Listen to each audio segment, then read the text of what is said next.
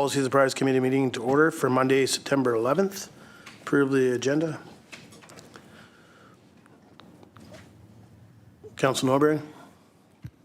That all items in the September 11th Policies and Priorities Committee meeting agenda be approved as presented. Seconder. Councillor Clickash.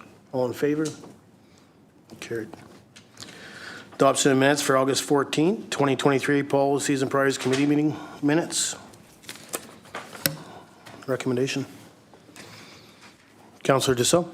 That the August 14th, 2023 Policies and Priorities Committee meeting minutes be adopted as presented. Seconder. Councillor Clickash. Any errors or omissions? All in favor? Carried. Any business arising, Council? Staff? None, Mr. Mayor. Thank you. On to delegations, Tumbler Ridge Chamber of Commerce. The board members of the Chamber of Commerce, Kayla Pack, Trent Ernst, and Executive Director Jerrilyn Ernst will present updates on the Chamber's activities and accomplishments.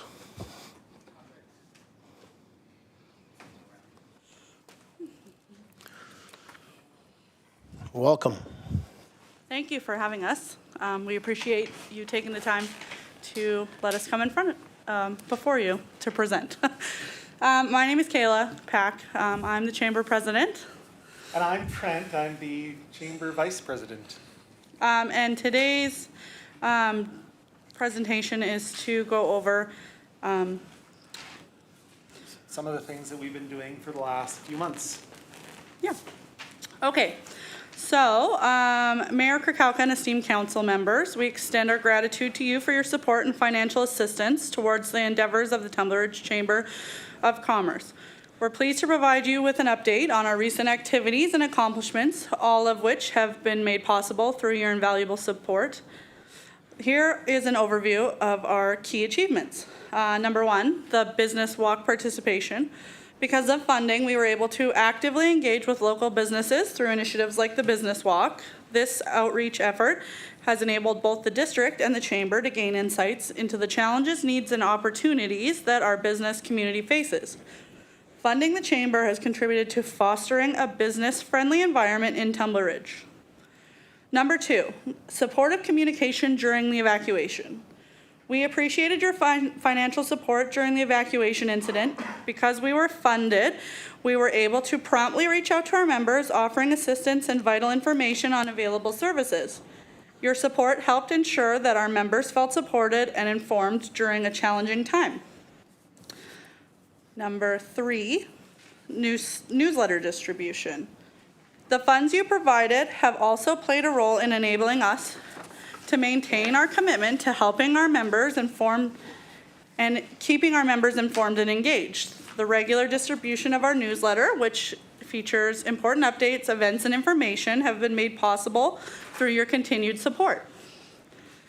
And then number four, our shared workspace initiative. Your financial assistance has been instrumental in working towards the proposed shared workspace initiative. This ongoing project aligns with our dedication to provide collaborative and efficient work environments for local businesses. Your support makes it possible to work towards creating a space that fosters innovation, networking, and productivity, as well as attracting businesses to Tumbler Ridge. My turn. We have, for the last few months, been running a Community Champions program. And of course, as always, your contributions has allowed us to recognize outstanding community members like Frank Grace Walsh in July, and our August winner, who will be announced this week. It's a surprise.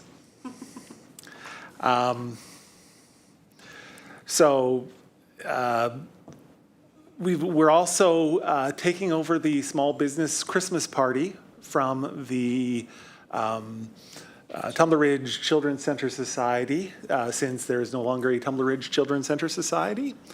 And of course, your funds that you've donated help us to create this. We are going to be using this as a fundraiser for the chamber, as well as for volunteer groups in the, other volunteer groups in the community, nonprofits in the community. And your involvement has paved the way for the Chamber to be able to take on this much anticipated event that will enhance the festive spirit within our small business community, ensuring the event's continued success. We are also involved in the regional chambers. Our executive director participates in bi-monthly calls with the BC Chamber, as well as sits on the BC Chamber Executive Board, and this is a direct result of your support. This enables us to effectively represent our local interests and stay informed on regional and provincial business matters. At this point, I'm going to mention that Shona Nelson was in town just yesterday. She's the regional contact. She spent the weekend in town meeting the businesses and the business community. And then a couple months ago, Dr. Greg Thomas was in town, and he's the president of the BC Chamber. We met with him for lunch 2 months ago. He came up to discuss any, I need notes. He came to meet with us to hear questions and concerns, and any way that the BC Chamber could advocate for the Northeast as well as Tumbler Ridge. So that was really nice of both parties to come and meet with us. It really helped give us a voice and discuss any issues or help we needed that they could help expand on. So that was really great. I let her talk to that one because I was out of town the day that he showed up. And finally, over the last few months, we've had a number of new businesses join the Chamber. And of course, you know, if we weren't being supported by the district, we would be unable to attract new members because we wouldn't exist. So in closing, the Tumbler Ridge Chamber of Commerce remains committing to promoting economic growth, supporting local businesses, and fostering a vibrant and connected community. Your support has been instrumental in our achievements, and we are excited about the future projects we can undertake with your continued backing. We express our deepest gratitude for your ongoing support and dedication to enhancing the quality of life in Tumbler Ridge. Thank you. Perfect. Thanks very much, Kayla and Trent. Questions from council? Council Norbury.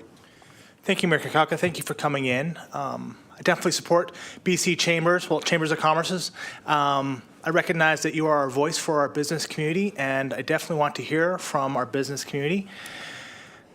So from yourselves, what do you feel are some barriers for businesses operating in Tumbler Ridge? All right. This is actually one of the initiatives that I want to start working on over the next few months is talking specifically around this issue.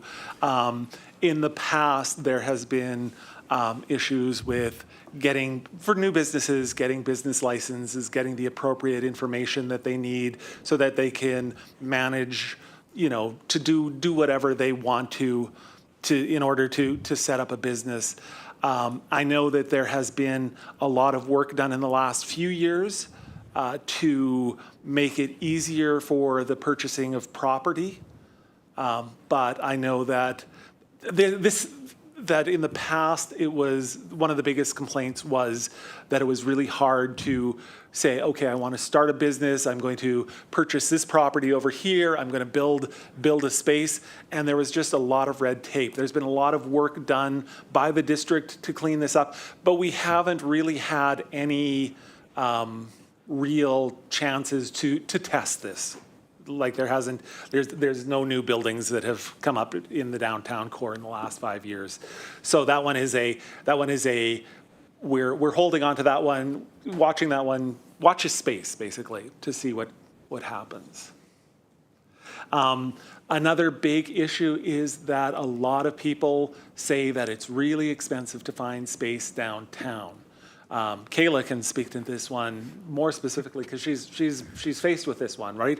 When you look at the cost of overhead in getting a space, and then utilities, Liability, insurance, like being a hairdresser, there's a lot of stuff that you have to do. You have to do all of the stuff to do your business license, your health inspections. Of course, health inspections don't cost money, but the means to get your business ready for a health inspection costs money out of your pocket. So like this will be the third time, me personally, having to restart my business because both places I worked before have fell through and now I'm on maternity leave.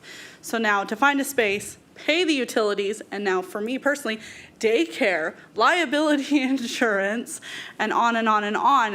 I have to be able to find a space that's financially responsible for me to go back to work. And so now currently, we're sitting in a town where we have one barber, one hairdresser that works from home, and another one on maternity leave that cannot afford to go back to work. So now people are having to travel out of town all winter again when I was hoping to be back to work in the fall so that this wouldn't happen again, that people would have to go out of town and not support locally. Right. And while the square footage, like the cost of leasing a space in town is not something that the district is responsible for, when you talk to the people who lease out those space, the owners of the properties, they say that the taxes for those spaces are too high, so they have to keep the prices high. So there's this kind of circle in that, you know, it's like that Spider-Man cartoon where there's all the Spider-Mans sort of pointing at each other, right? There's, you know, somewhere it's very difficult to find, right? When you're a small business in a small town with a small population and a fairly high overhead, it becomes really difficult to make a go of it, which is one of the reasons why we're looking at doing the business space initiative, is that would offer us a chance to say, you know, let's say that Kayla wants to operate as a hairdresser. Well, but she can't afford the overhead of an entire space. Well, maybe she's able to afford to rent a room in the shared space that she can operate out of A couple days a week and not have to like sit there and go out of business just because, you know, the cost the of overhead is drowning you, yeah. like financially. Yep. Councilor Norbury. Thank you, Mayor Kakao. Thank you for that explanation. And the shared workspace stuff, I've seen some other communities do that, and they offer like paraprofessionals or even professional spaces that would not normally necessitate an entire space, like what you're saying, but say like lawyers would team up and you'd have 8 lawyers in a space. But maybe I can ask, maybe this is part for you, Kayla, on in respect to opening your business and as a chamber member. When you first applied for the business license, because we talked about that being a barrier, did you find that system navigatable on your own? Did you need to see the chamber? Can the chamber help with that? When I had first started, if I had been a chamber member, it would have been a lot more helpful to navigate, because of course I would have had somebody there to help be like, well, this is what you do. Like, you go get your fire inspection and you go get your health inspection. And it's like, okay, instead of me like getting the business license and then going, okay, well, I have to get a fire inspection. Well, okay, who do I contact? And of course, like, people like Dustin are very, like, there's not a long list of people that he's like it got in line to see. Like, I could get a fire inspection both times within a week or so. Like, it wasn't, but like the health inspection issues were a lot longer. But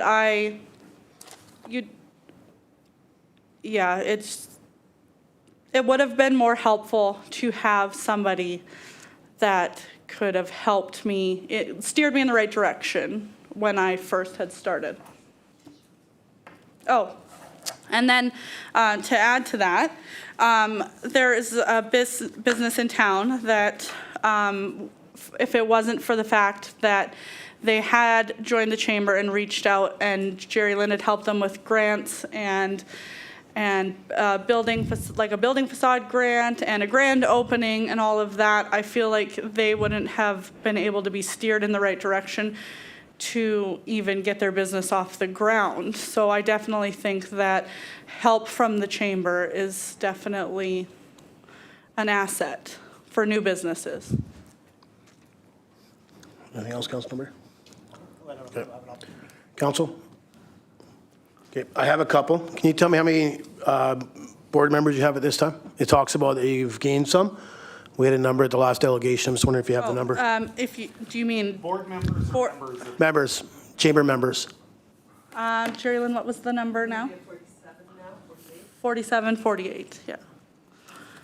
We have two people that are planning to join, that haven't submitted their forms yet, but they've said they're going to be joining, so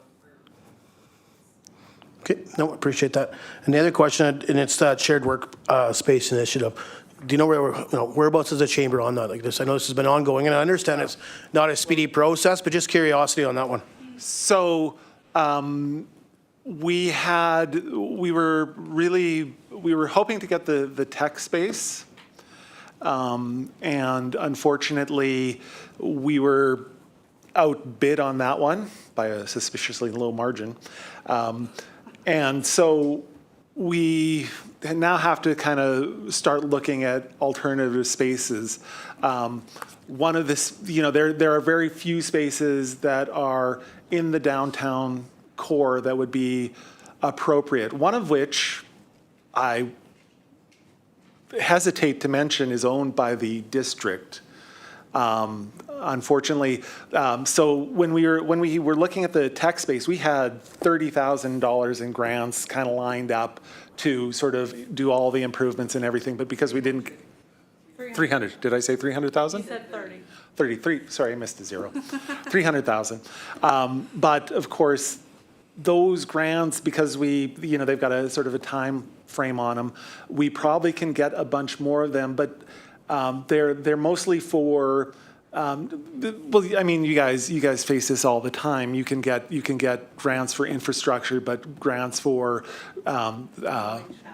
capital is very difficult to get sometimes. We would be willing to enter into discussions. Right now, I think that space is 40,000, 45,000, 48,000, something like that. We'd be willing to interested in discussing, maybe you guys sponsoring that space for the chamber, either on a short-term loan, on a sell it for the dollar with the intent to buy it back in a few years if the process doesn't work, kind of a long-term. Pay out over a long term. Basically, there's a bunch of opportunities, and we're willing to discuss them with you guys if you guys are willing to discuss them with us. I'd approach staff on that. I would reach out, have a meeting with staff. That would be something to initial contact should be through staff, and they have some of the legals that would have to be gone through, and they would recommend it to council for or not. So yeah, I would reach out on that. It does. There are issues around that due to business favoritism. We'd have to kind of talk about it, but Again, I would just reach out to staff on that one, anyways. Trent. yeah. Okay, Councillor Noberry. Thank you, Mayor Kukalka. I'm going to ask some more questions about businesses and how we can do better. How can we support you guys? How can we support the businesses of Tumbler Ridge other than the business licenses coming along faster? Should we advertise more? Do you have any suggestions for where we can advertise? Come set up shop, hang up a shingle? Do you have any suggestions for us?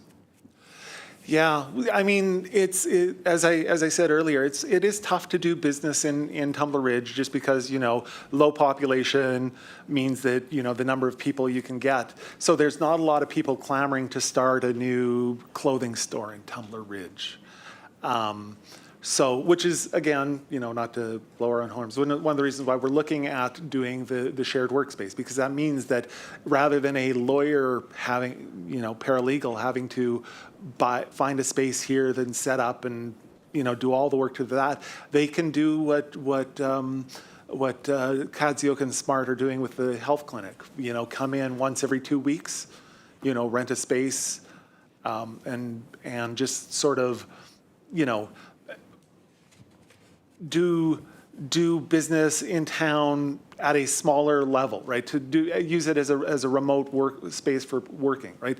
And from a driving point of view in winter, it's easier to get one person to Tumbler Ridge and back home than it is to get the 5 or 7 or 10 people who have to go get their, talk to a lawyer about their mortgage or whatever. So, Yeah, not to mention if you get a lawyer to come, like a lawyer, an accountant, any of these people that we don't have access to here, that we have to leave town for, just to even do the simplest things. You're bringing somebody into the community that could support your businesses while they're here. They could shop at the grocery store, they could go to the inn for lunch, they could do all of these things while they come here, and then it also keeps people in town local, so they're not grocery shopping when they go to Dawson and all that stuff to help keep the money in the community.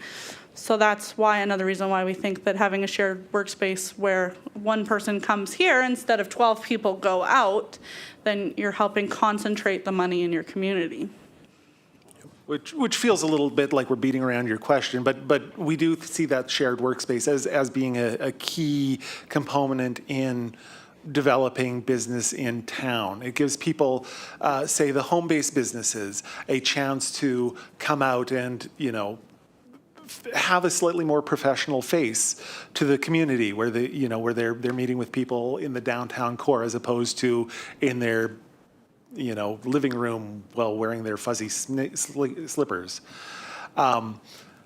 So those are some of the key ones, right? There's always different issues. There's always going to be different issues. Tumbler Ridge is a very, in a very unique space, right? One of the big issues, one of the reasons why we don't have people now that the rules around finding property and building downtown has changed, why we don't have people knocking down the doors, is because the cost of getting a building built here is 10 to 15% higher than it is even just in Dawson Creek, right?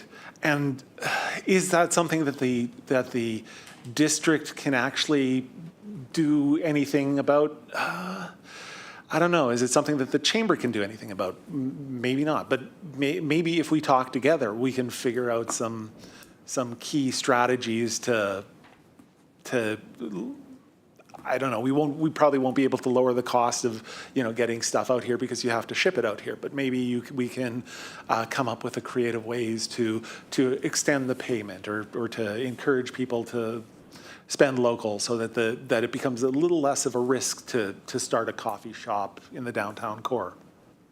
Cool. Okay, any more questions from council? All right, well, thank you very much for coming in, Trent and Kayla. Appreciate the update and stuff. And again, like I said, if you're talking with staff, that's fine. That's the first process I'd go through. Okay, thank you so much, guys, for having us. Have a good evening. Okay, on to 5.2, Tumbler Ridge Old Timers Hockey Club. Blaine Stokes and Kurtis Lindsay from the Old Timers Hockey Club would discuss a potential renegotiation of the lease agreement terms. Welcome. The floor is yours. Hello, Mayor, Council. Thanks for having us here. I'm Blaine Stokes, the president of the Old Timers Hockey Club. And Kurtis Lindsay, treasurer of the Old Timers Hockey Club. So this is the same letter we handed out to you guys in April. Basically, we're going to be asking the same thing, except for this one Old Timers ice time for the minor hockey rate. We'll leave that out. Where am I here now? So in this letter, it talks about the decreasing member numbers and the drop in skaters that we had in the past couple of years. What we do to help out in the community and other organizations. We had this room over 30 years, looking for some help on our next lease agreement. We would like to go with $1,000 for the next 10 years. Helping out in our community, what we do is in the past, we help out with the food bank donations. We used to have hockey games, local hockey games, with out-of-town teams come in We have a donation for the food bank. And we obviously haven't had that in the last probably 4 or 5 years now. We help out giving hockey gear to minor hockey kids that are looking to get on the ice for their first time, or they can't find equipment. We have quite a bit of hockey gear in the room that we give out, and we also help out over 35-year-olds come onto the ice for the very first time, and they were pretty happy just stepping on the ice for the first time. Minor hockey, we give up our ice time for their tournaments or their games if they need a late game on Friday. We're usually always giving up there, so get the fan base for the minor hockey guys. In the past, we've had to give up our dressing room. They love our dressing room. It's like a little miniature NHL dressing room. They love it. And we also have just members from the hockey organization that is in the room. The figure skating, we give up our ice time for their carnival to get ready for their carnival on a Friday. And the high school grads, we contribute to the TRSS scholarship program. Yeah, so that's what we do for the community, and just see if we get some help on our lease agreement Okay. for our room. All right, well, thank you very much for coming in. Let's make a comment as we get questions going from council, is we never make a decision on delegation nights. Okay. So it'd be something that we'd ask staff to bring back. Just want to make sure you're well aware. There won't be a decision made tonight. I just have one question before I go to Councilor Norbury. And you started off that you're not looking at reduce ice right now? Yeah. It's in the letter, so I thought you said you're not worried about that. Yeah, we're more than happy just to talk about the lease. I went over to the town or the community center and talked about the ice on the non-prime time, the prime time, and we are getting a good rate there, so Okay. I'm happy with that. Okay, thank you for that. Councilor Norbury? Thank you, Mayor Kakalka. One of the things I wanted to talk to you about was the ice fees, but are you guys a nonprofit? Yeah, you betcha. Because we do have different rates for nonprofit adult versus prime time. I'm looking at our fees and charges bylaw, and you should be about 25% less than the prime ice time. So I would check into that, and like it's not my decision. It's just in our fees and charges bylaw. So maybe bring that up. So you mentioned that you've lost some members. Yeah, we've, so in the past, pretty much when I first started getting into that room, there was a lot of 35 years up of age in the room. And I think we have maybe 10, 11, 35-year-olds there, and the rest are younger than 35. So we're basically scooping up to fill the spots, to fill their membership fees. And yeah, we still got 3 stalls empty right now. Follow up? Gotcha. That was it. Thanks for coming in, guys. Council? I have a couple questions, and you may be able to answer and you may not. So you're looking at going to $1,000 a year for 10 years, which that'll be a question I have for staff. Would that help offset cost to the players to maybe gain those players? Like I understand, don't get me wrong, a lot of people work at the mine and stuff, and we hear that, but a lot of those players that possibly work at the mine can only skate once a week, just with the schedule. So do you see that decreasing your rate you would charge your membership? I think our membership costs will stay about the same. Just having the room, the cost of the room, like it's pretty fair compared to other organizations in the area. Okay. What it'll help with is our scholarships that we'll help out with every year.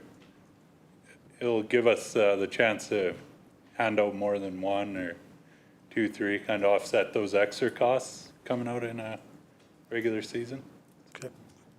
Okay, appreciate that. So I know I've had some conversations, and people reached out to me in the last couple of days. Our agendas are posted online. There's a couple of people want to thank you from Dawson Creek. I believe they were up in a tournament, didn't have skates, left their skates at home, and I heard the old timers came right to bat with skates.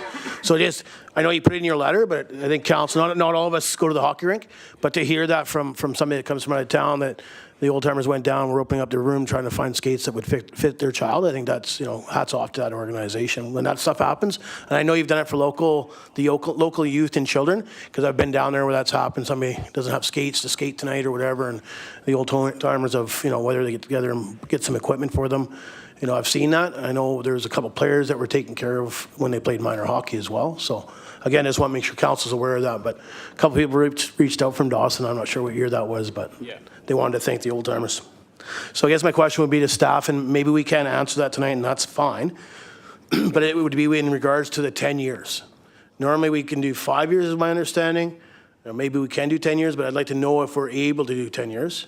It'd be up for council debate. I'm not making that decision now, but I'd just like to know if we're allowed to do 10 years. If we could just get that back to council. Unless you want to answer? Thank you, Mr. Mayor. There are time elements that are allowed, the 5 years or the 10 years. And what I would recommend is that council give staff an opportunity to provide some recommendations and do a report back to council on the lease arrangement as well as the alternate or options for the different year element. Yep, appreciate that. Yep. Council Norbury? Thank you, Mayor Kakalka. I'm kind of curious. We had a discussion about this lease some time ago. I'm just kind of curious where we're at with that, if we're still formulating the lease to bring it to minor hockey, old timers, excuse me, and if they've heard from our staff about that. Just kind of curious about where we're at. Talking for this season? Or we talked about it a few months ago. Yeah. I don't know if staff or if yourself. I believe you have a lease in for this year already? Yeah, we usually sign a three-year lease, and last year you guys had this year, April, you guys had a meeting about it, and we signed it for 1 year. That's what you're talking about? Yeah. Okay, I know their letter received by staff, so I think they'll bring it back in a report, and then they'll reach back to you. There's no other questions by council? All right, thanks very much for coming in. Thank you, guys. Thank you.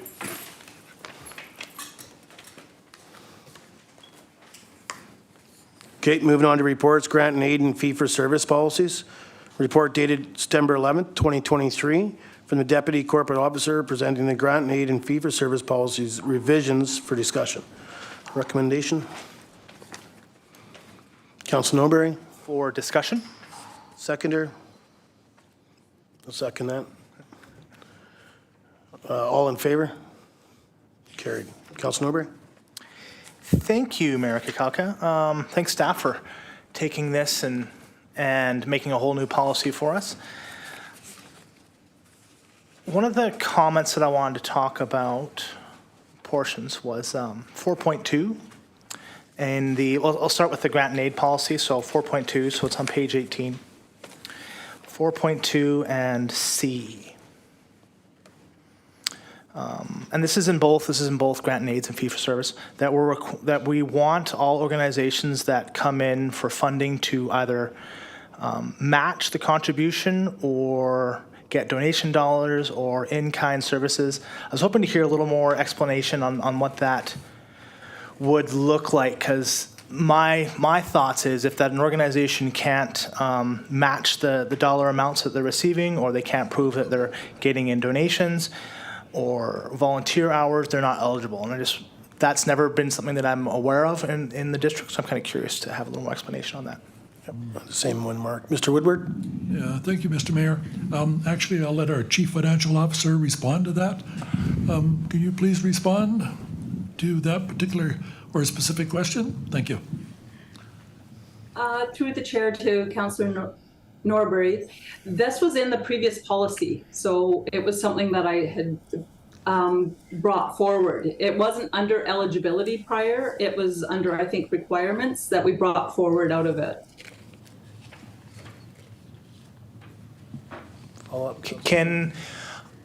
I apologize that I missed that. Can you cite in the old policy where it was, just so we can refer to it?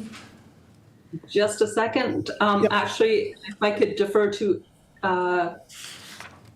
Ms. Elves. She was the one that put this together.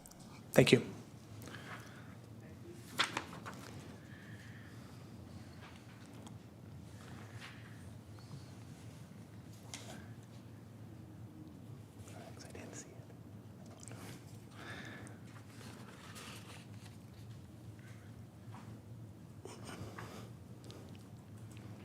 Going to take a 5-minute recess.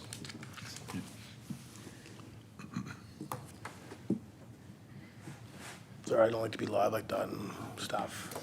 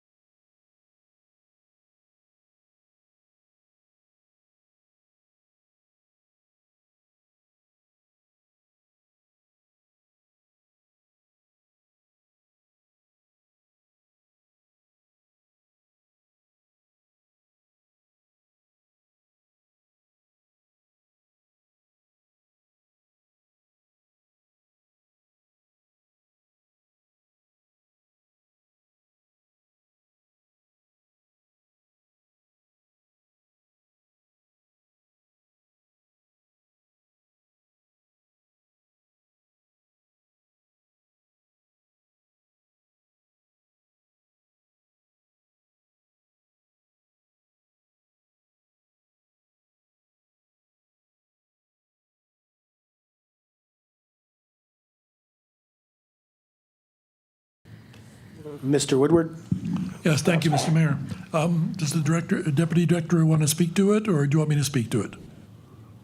I have the information here. Okay, if you go would ahead, like me please. to speak. Okay, go ahead. Thank you. Thank you, Mayor and Council. So on page 53 of the agenda, in the fee-for-service policy,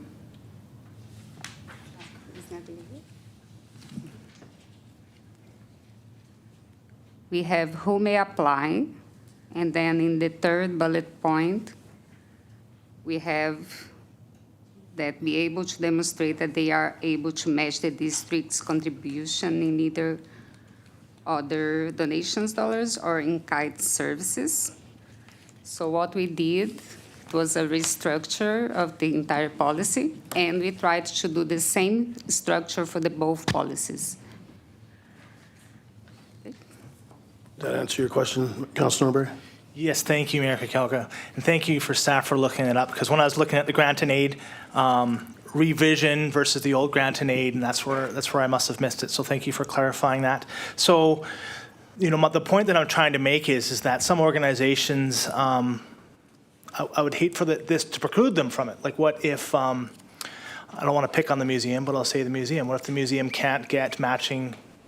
Well, I guess they do. I guess they do from the PRRD, but previous to their current fee structure, their current funding structure, what if they can't get enough volunteer hours or donation funds? Are we going to preclude them from funding them? I think that I'm concerned that it'll remove eligibility for a lot of organizations in our community that need our assistance. Yeah, I appreciate that. I'm going to go to Councilor Hoffman in a second, but when we bring up the museum, they don't just rely on PRRD funding. There's other provincial, federal grants, but they also deal with other bodies of fundraising. So, been on council for 9 years. Never once have I heard that they weren't able to match that same amount, even without the PRRD. But I'll go to Councillor Hoffman and I'll speak more to that. Councillor Hoffman? Thank you, Mayor, and I appreciate Councillor Norbury's concerns, but I think the source of this money is local taxpayers, and if there isn't any other contribution, you're putting 100% of the burden of the success of this organization on one party. And if you can't convince anybody else, whether individuals or other organizations, that this is a worthwhile thing to fund, I think it's a good stipulation to have in that all you need is two, us and one other, and the funding level that you're looking for can be appropriated. It could also be that the amount that they ask for could be lowered, but at 100% burden on one group and these sorts of things, I'm not prepared to say is reasonable. I like the provision as is. Thank you. Thanks, Councillor Hoffman. And it's also in-kind service, right? So it's not just through grants and stuff like that, but it states right in there in-kind. So whether that's somebody helping them out with books or whatever, and it's a donation, that amount adds up to. I guess if there was an organization that couldn't, Councillor Norbury, I mean, I guess they would approach the district. But like I said, I've been in council for 9 years. I've never seen it from any organization when they came in for a grant or an aid or a fee for service that they couldn't match those funds. Just because of all the other governing bodies they deal with, you know, including our geopark, they have other backing from other organizations to offset that. Any more questions in regards to this? Councillor Julik? I just had a few questions, and I'll probably just go through them. I've just got them marked here, so I'm just making sure I don't miss one. So in 4.2G, have a significant number of volunteers and a broad base of community support. I don't know that that's measurable. So and that's something for you guys to take back. I don't have a specific number. I just don't know how that would be measurable. Does it maybe need to even be in there? I don't know. Just 1 second. Mr. Woodward, how would staff measure that when we have that in there under 4.2G?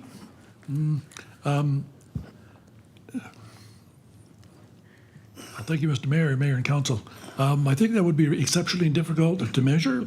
I don't like adjectives in processes or procedures or policies or bylaws because the word significant is a determined amount, but it's not determinable if it's just significant. So it's an odd word to be in a policy. Okay, thank you for that. Councillor Julik? So then the other thing I had on page, so I guess it'd be page 19, E, intention to fund other, intention is to fund other bodies or organizations. Just, I know that's obviously a typo, but I don't know what the intention of that sentence is. So it'd be page 19 of our agenda, but it's on page 3 of the policy, letter E. Mr. Woodward? Sorry, what? Yep. Thank you, Your Worship, Mayor and Council. When we're looking at the organization's information, if it's their intention, the word intention means that they're intending to receive our funds and their intention is to distribute those funds. That's their primary purpose. So they can put funds out to other organizations. We don't have a problem with that as long as they're all properly labeled and described, but it can't be their intention that their organization is going to be a distribution of funds. Okay, any of the following events will be if they are attributed to. Chief Financial Officer, do you want to respond to some of that as well? I'm just trying, page 3, you've set up the policy. At Yeah. page 19, Of the agenda. and it's E. The intention to fund other. Yeah, there is a typo in there. So it's to find other bodies or organizations. Grant and aids are for a project tendency. So the money could be going off to a project and they're funding it. It means that the district is not directly funding those agencies, but it is flowing through, and then the organization will fund it. So if they were putting in, say, like a trail, the funding would go through and go out to the other agencies, because quite often these not-for-profits can leverage the funding that we give, and they can also go out for other kind of funding and volunteers, etc. Okay. Council, would you like? Okay, thanks for that. I understand it. So obviously, and I figured it was a typo, but I just wanted to make sure I was clear on that. And then on page 4, at the final report, it asks that they must complete a final report within 90 days. I'm just wondering if this is something new or if this is something that's always been required, and wondering what the process is after we receive it. Does it come back to council? Mr. Woodward? Thank you, Mr. Mayor, Council. Chief Financial Officer, can you respond to that question? A final report has always been required to be done at the completion. It's just being formalized. It used to be on the form attached to the policy. We've now brought it into the body of the policy. And it's 90 days, so that way the project's completed and it's just going to be turned into the office. Now, if it wasn't received in time, of course, we'd send out a letter, have those discussions, and that would come back for discussion afterwards. Okay. Council Norbury? Thank you, Mayor Kakalka. So between the two policies, the quarterly reporting process, this is on the grant and aid was if they receive $20,000, they need to submit quarterly reports, and the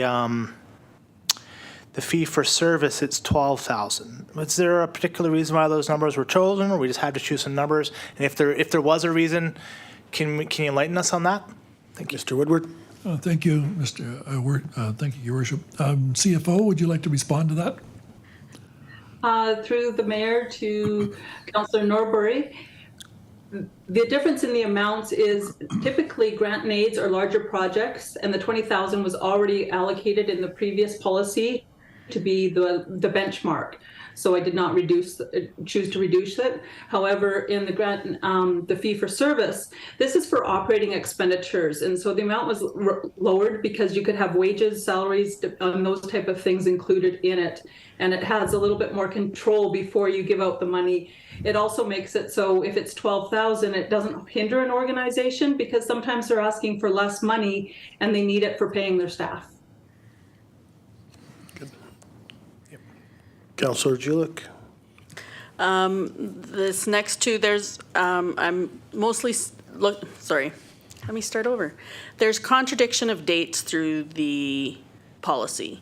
So on page 2 of 13 in the grant and aid, it is the expectation no later than January 8th by 4:30. Then procedures yearly requests are to be received no later than January 4th. And then also, and I think there was one other space here, but those are the two that pop out on my notes here. And then it also says all successful applicants will be expected to complete an evaluation report for council. So I guess that kind of comes back to my question. So when does it come to council? Does it come to council for information? I can't say as I've ever seen this in an agenda package, obviously not this year, but I'm just not sure how this kind of stuff is followed up on. Is there a procedure in that when the money's done at the end of the year, like, does staff reach out in December to say, where's your report, and that council has a specific time that we look at it? So yeah, basically it's those things, the two dates. And then, sorry, I should stop talking because there is one other question I don't understand here. Mr. Woodward? Thank you, Mr. Mayor. Chief Financial Officer, would you respond to that, please?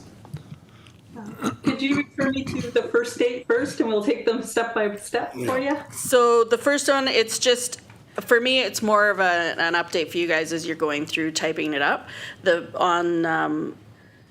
So it's page 30 of our agenda. It says that it's the expectation that they will be received no later than January 8th by 4:30 p.m. But then if you go down to page 31 in the procedures part, it says yearly requests are to be received no later than January 4th. I believe I saw in another spot that it said 2 weeks in the second Friday in January. So I just think there's some inconsistencies, and for me, it's more of a heads up to you guys to figure out what that looks like and that it be consistent throughout the policy. Okay, I think that's the old policy from what I was looking at, that those dates are in there because we cleaned them up. So I'll take another look at it because it should be the application is the second Friday of, and then we were looking at cleaning up all of those dates. So we'll go through it again and make sure it's definitely set up on those set dates. Okay. And your second question, please. The second, what did I have? Oh, the following up part. So it says so we're on page 32 in the second paragraph that all successful applicants will be expected to complete an evaluation report for council. I've never seen one on an agenda. Now, granted, I didn't go looking to see if there was some. So I'm just wondering what procedure is going to be added so that this doesn't get missed. If it's supposed to come back to council, how are you guys going to keep track of that and that it does come back? Or is that something I need to be keeping track of as a council member? No, if it's in here, that's where staff would be keeping track of it. Okay. So just thinking that we have the old and the new, and you're asking about the old. Well, I'm just looking, okay. So I'm not following then which is new and which, so the draft versus, okay. I apparently need to, I could ask for maybe draft and red.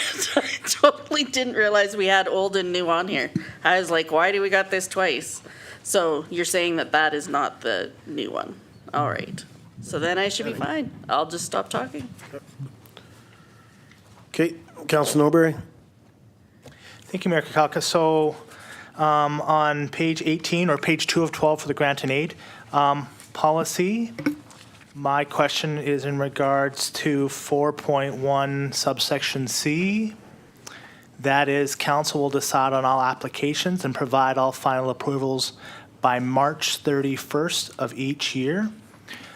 My only concern there is in most years, we don't approve the financials until May, and that is our requirement for submitting our final approval for the budget. So my concern is if we say March 31st, we may be keeping ourselves to a deadline that may not be accurate. That's my only concern. So, yeah. So I know with staff putting in forward the meeting schedule to start the pre-budget, the preliminary budgets, I imagine that this meets their timeline, but Mr. Woodward? Thank you, Mr. Mayor. Yeah, no, it does meet our timelines. I know that you did things later on in previous circumstances, but these new dates fit with what we're doing here. And you will have all the information and the applications in due time in order to be able to make that approval by March. Councilor Norbury? That's great to hear. So I have one more thing, and it's a minor thing. I apologize. I don't normally like to be nitpicky, but I just want to point out on page 9 of the same policy, page 25 in our agendas, the Schedule C questionnaire of the grant and aid policy, it refers to the fee for service funding. Small little thing, just wanted to point that out. And that's it for me. Thank you. Okay, thank you for that. Councillor Julik, you'd mentioned about the page 18 of the agenda, G. I'm curious, does staff need a motion to remove that? That was in regards to the significant number of volunteers and broad base of the community support. We asked about how do you measure that. Staff is saying that possibly can't be measured. Is a motion needed to remove that? Thank you, Mr. Mayor. Yes, I would recommend that we do remove that because it's probably a difficult thing to evaluate, and it certainly would be very difficult for staff to be able to monitor it as well. So, Chief Financial Officer, do you have a remark on that particular thing to remove it? No? Okay. She's okay on that? Yeah. I would recommend we remove that. So do we want to remove it or have staff relook at it to make sure they don't want some kind of wording there in regards to numbers? I just want to give staff time. I have no problem putting a motion on the floor to remove it since the council has brought it forward. Or does staff want to take it back and just make sure there wasn't something else that they meant to have there? Right. Thank you, Mr. Mayor. Yes, refer it back and we'll bring it forward. Okay. Okay. Councillor Hoffman? Thank you, Mayor Kukalka. I was thinking that if there's a way to move that to somewhere of being sort of subjectively measured, that there should be some base and support in the community for what we're looking to fund. So if they could point to, we have volunteers, or we have at least a subsection of community that we're looking to support, that it could support their grant application, or just reduce some of the more descriptive words and just have volunteers and a base of community support or something softer, that it just shows it, because I think that's an important consideration. Does the community interested in supporting this with their time or their dollars? And is there a subsection of the community that will be served by this? So I don't think I want to see the volunteer thing completely disappear, but I hope to see it somewhere else if we're going to move it out of here. Yeah, and thank you for that, Councillor Hoffman, and that's why I mentioned that. Do we want to just leave it there and let staff take it back, and, we might see that changed, or we might see it removed and added somewhere else, flush it out? Yeah. Councillor Julik. And while I appreciate what you're saying, I guess for me, it's still, if we just change it to volunteers and community support, I don't know how that is still quantifiable. Like how will they prove that to us in this grant and aid form? Besides what they're going to give us in all the rest of the things. I also think that it's part of our responsibility to know if that's the case. And there's also the ability of other people to come in. I think that if we're going to leave it in there, we need to have specific numbers, a minimum of so many volunteers with a letter of support from community members or something like that. I don't think that we can leave it open-ended. I'm not comfortable with it being open-ended and in this policy. Yeah, my thoughts are, I'll go to Councillor Hoffman in a second. Again, let staff take it back, massage it. It's still, we're not approving it tonight. The last motion is to move it forward to the next regular meeting of council, and we don't have to. We can just move it forward to the next PMP. So there is that process. Councillor Hoffman. Just to quickly answer Councillor Julik, I think that numbers and the base depend on the numbers that they're asking for as well. If you're asking for a 2,000 grant versus a 20,000 grant, that shifts. And all I would be imagining is why I would take it out of eligibility is if they say I have person X and person Y as volunteers already, that's really strong, to my mind, support for granting it. And if they have a named base that we can speak to, or at least be represented by somebody that we could speak to, I think it strengthens the grant. So eligibility may not be the best place, but that's all. Thank you. Okay, thank you for that. And just so we're aware, it's usually not individuals that apply. It's usually a group or a society. I just heard somebody, mentioning individuals. It shouldn't be an individual. Like I said, we could send this either to the next regular meeting of council and then hope the changes are happy, or if we put a motion on the floor to move it to the next PMP, then we'll have another opportunity to see that policy. Council's wishes. Councillor Julik. I would like to make a motion that this policy goes back to staff to adjust for the changes we've discussed this evening. Okay, before I ask for a second, I just have it brought back into PMP, so we're giving clear direction. But if you can add that part. Sorry. And then be brought back to the next PNP meeting. Thank you. Seconder, Councillor Hoffman. Discussion. The only reason I ask for that is I believe they're trying to put these policies, especially this one here, again, to make sure we're on that timeline for the budget process. So that's the only reason I asked for that. Okay, I'll call the question. All in favor? Carried. Okay, grant management policy report dated September 11th, 2023, from the Deputy Corporate Officer presenting the draft grant management policy for discussion. Recommendation, Councilor Norbury. That council receives the grant management policy for discussion. Seconder? What did I miss?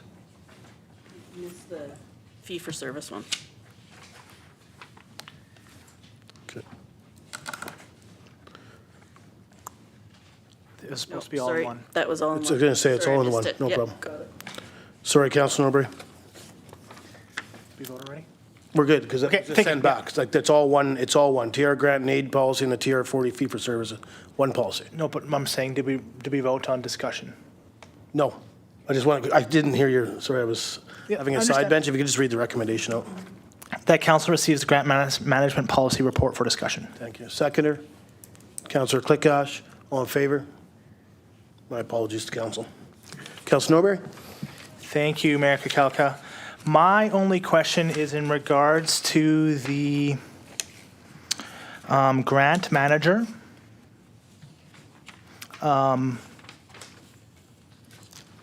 Can we go in a little, I see the description, the individual designated by the chief financial officer.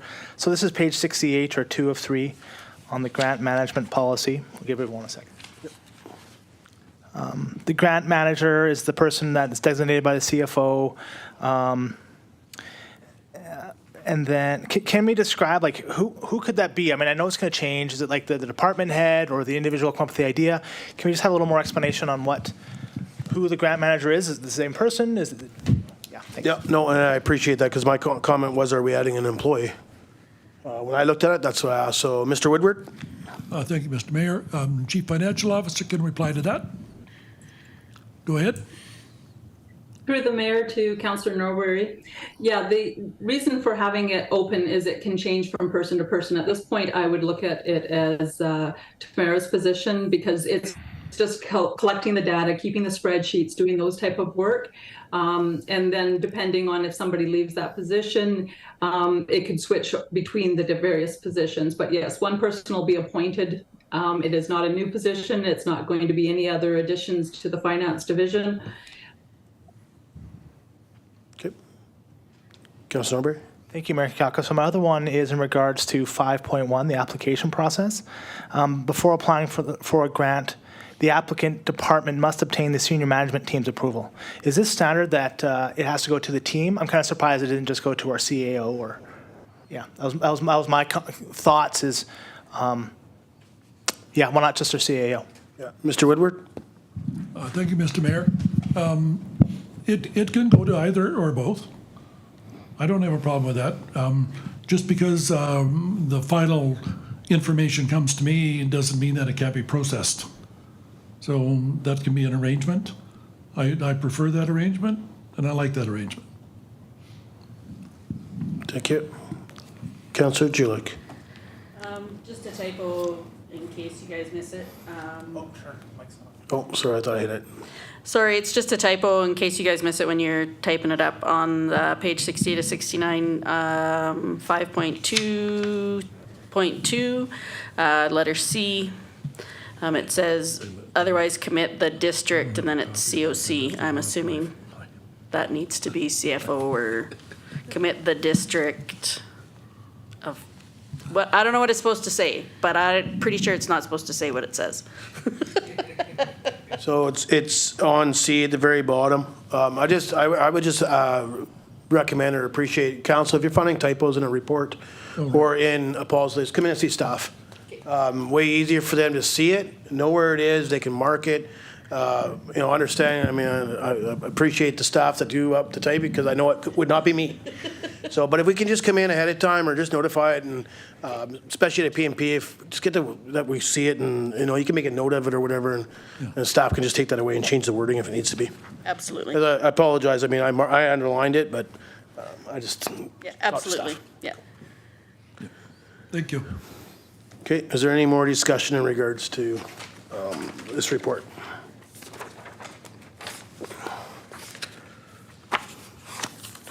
Okay, I'll just make a comment. When I was in and talked to Mr. Woodward, I thought it was great. Sorry, Natalie, you weren't here for me to come and give you the the chat there in regards to it, curious who built it and stuff like that, just the way it came in front of us on the paper. So I appreciate it. So something I don't think we've ever thought of. I think it's an opportunity to maybe apply and receive more grants. I think we miss a lot of grants because we don't have a procedure in place. Don't get me wrong, I believe staff try all their best to look through them, but to me, when we have this in there, it's simple, it's straightforward. I think we may see more grants be applied for, and then we hope they're accepted. So just want to thank staff for that. Okay, there's a second recommendation. Anybody is Councilor Norbury? That council forwards the grant management policy for a regular council meeting for adoption. Seconder, Councillor Hoffman, discussion? Call the question, all in favor? Carried. Adjournment.